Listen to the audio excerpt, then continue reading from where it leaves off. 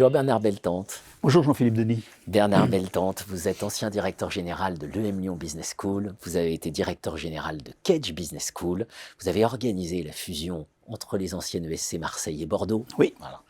Vous êtes co-auteur avec Philippe Jamet d'un dictionnaire inattendu des grandes écoles qui va devenir la Bible de tout étudiant de classe prépa et d'ailleurs. Voilà. On va parler ensemble un peu passé, présent, avenir des grandes écoles, précisément à la lumière du très fin connaisseur que vous êtes. C'est un vaste sujet. Vaste sujet. Alors, on n'a pas beaucoup de temps. Donc, première question, finalement, qu'est-ce qu'il faut retenir du passé de ces institutions, voilà, pour éclairer déjà notre présent et cet avenir? Alors, le passé des grandes écoles, on peut le faire remonter à la Révolution française. Grosso modo, un peu avant, l'Ancien Régime produit déjà l'école royale des ponts et chaussées. Puis Napoléon affirme un certain nombre de choix dans la formation. Je crois qu'il y a 3 mots qui caractérisent l'histoire des grandes écoles, qui expliquent leur origine et leur développement. Ces 3 mots, alors je vais les citer dans un ordre, ce n'est pas automatiquement l'ordre hiérarchique. C'est d'une part territoire. Elles sont en réponse aux besoins des territoires ou en cohérence avec les territoires. Le deuxième mot qui est extrêmement important, c'est professionnalisation. Et professionnalisation notamment avec des dirigeants. Et le troisième mot est un mot d'excellence. D'excellence dans la formation, mais surtout après, dans la réalisation. Si vous me permettez, un exemple qui est d'ailleurs cité dans ce dictionnaire inattendu, et qui me plaît beaucoup parce qu'il représente bien ce lien qu'ont les grandes écoles avec les professions, les territoires, et l'excellence. Plongeons vers 1852-53. Le président de la Chambre de commerce de Lille est un professeur de chimie extrêmement connu. C'est aussi un industriel connu, c'est Frédéric Kuhlmann.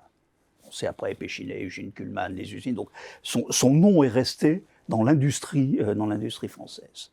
Et Frédéric Kuhlmann reçoit Napoléon III et lui dit que les entreprises ont besoin de directeurs.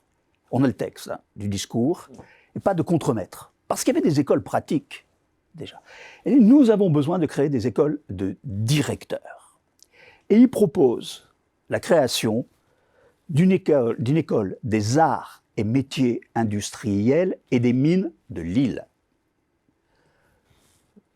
L'empereur est ravi, ça part. C'est créé, cet institut s'appellera même à un moment donné école d'ingénieurs, d'agronomie et de commerce de Lille. Donc on avait déjà à la fin du 19e siècle cette vision très, très, très globale des métiers de l'entreprise, et c'est aujourd'hui Centrale Lille.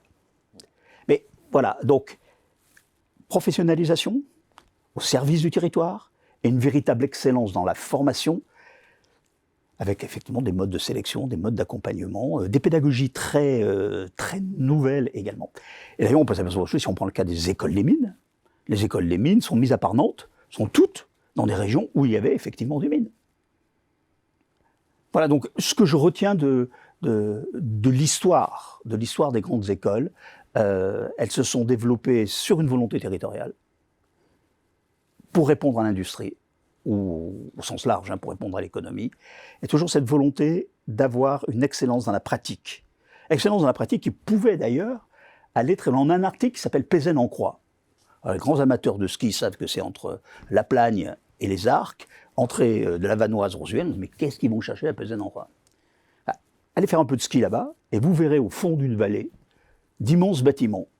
C'était l'école des mines du Mont-Blanc, qui était l'école d'application de Polytechnique à la fin du XVIIIe siècle. Vous imaginez quand on envoyait tous les jeunes, parce que là il n'y avait pas de route, il fallait aller jusqu'au bout, et il y avait des mines argentifères. Un beau dictionnaire, et celui où on fait des rencontres inattendues. Exactement. Dictionnaire inattendu des grandes écoles. Merci pour votre éclairage, Bernard Beltante.